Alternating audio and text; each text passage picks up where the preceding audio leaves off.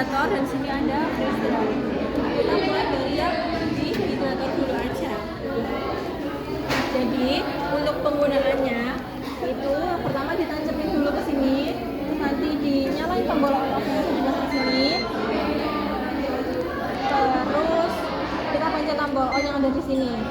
Nah setelah itu di dehydrator ini ada dua hal yang harus kalian perhatikan, yaitu ada timernya dan juga temperatur yang harus kalian set. Kalau misalkan timernya kalau dibuang kering sendiri itu biasanya di 11 sampai 15 jam. Untuk temperaturnya itu sekitar 70 sampai 75. BTW kalian dari kelompok 8. Oke. Bentar. Ini pencet timernya ini dinaikin aja sampai waktu yang kalian inginkan. Jadi dia itu kelipatan dari 30 menit. Kalau misalkan temperaturnya dia itu kelipatan dari 5 derajat kayak gitu. Udah, nanti untuk matiin alatnya itu tinggal dipencet ini terus dimatiin lagi. Gitu aja. Terus ada dua hal tambahan di sini, yaitu termohidro sama termometer digital.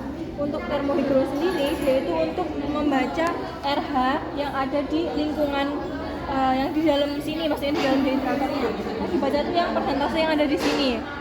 Kalau termometer digital itu ada dua model sebenarnya. Jadi ada timer sama yang kok ini. Kalau misalkan timer ya ini tinggal buatnya timer aja.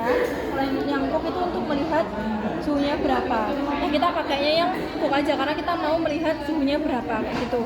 Dan kedua kabel ini tuh harus masuk ke dalam sini. Jadi cara masuknya itu lewat lubang-lubang yang ada di sini. Jadi nanti ini dan juga ini itu masuk ke dalam sini semuanya gitu. Oke? Kalau ini tuh nggak perlu nancep ke sampelnya, tapi kalau ini wajib banget masuk ke nancep ke sampelnya gitu. Dan diusahakan ke sampel yang paling tebal karena biar dia tuh paling akurat gitu. Oke? Aman? Terus untuk sampelnya itu ditaruhnya kan di tray-tray ini. Nah sebaiknya traynya itu dilapisi pakai aluminium foil biar sampel kalian itu nggak nempel langsung ke sini. Jadi nanti saat bersihin, saat nimbang scrap dan lain-lain itu tuh lebih gampang kayak gitu. Oke? Oke, tinggal ditutup terus udah mulai proses pengeringan kayak gitu. Kita berpatokan kepada suhu. Jadi kita nggak memperhatikan waktunya apa namanya?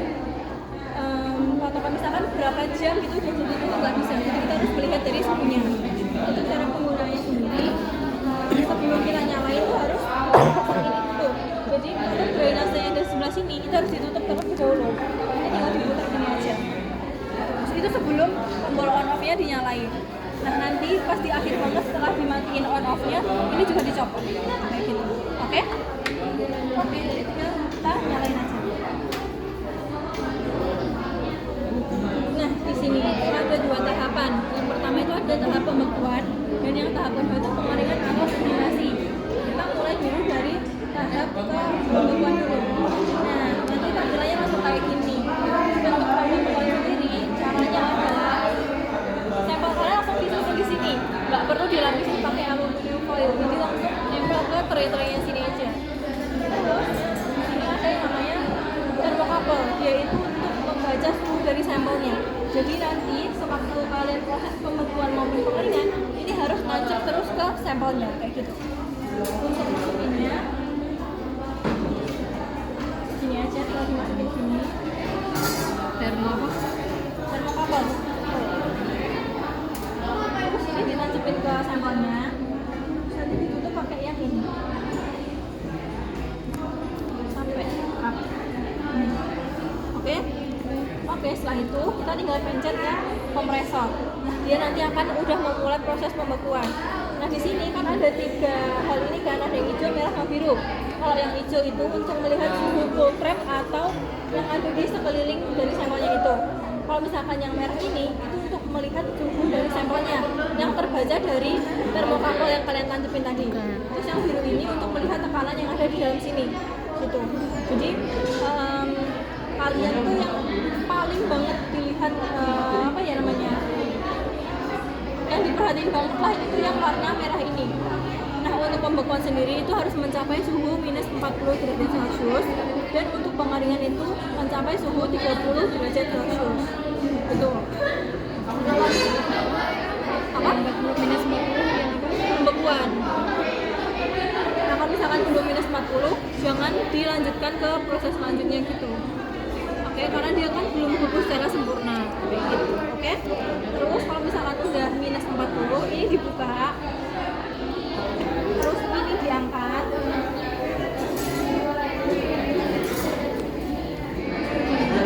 Pembuatan buat vacuum drying pakai ini apa pakai freezer? Ini Pakai ini kak? apa? Membuat vacuum drying. Pakai freezer.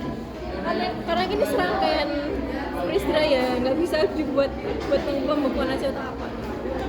Oke, terus kan udah nih, kalian masuk proses ke pengeringan. Diangkat kayak gini, terus ditutup lah pakai cover glass yang itu. Nah di sini kan ada kayak atup-atup hitam ini kan, itu harus tertutup. Kalau misalkan dia ke atas ini, berarti dia tuh tertutup. Kalau misalkan ke bawah kayak gini, berarti dia kebuka. Kalau misalkan dia kebuka, berarti dia nggak bisa ke vakum gitu. Jadi ya ada udara yang masuk dan keluar kan nggak bisa ke vakum. Jadi sebelum ditutupin ke situ, ini udah harus tertutup terlebih dahulu semuanya. Nah, pas waktu diangkat ke sini, itu kalian harus cepet banget karena kan sistem dari sublimasi itu dari padat langsung ke gas. Jadi dia nggak melalui proses pencairan dulu. Kalau misalkan kalian kelamaan di sini, berarti kan sampel kalian udah mencair ya. Berarti kan nggak bisa ke proses sublimasi.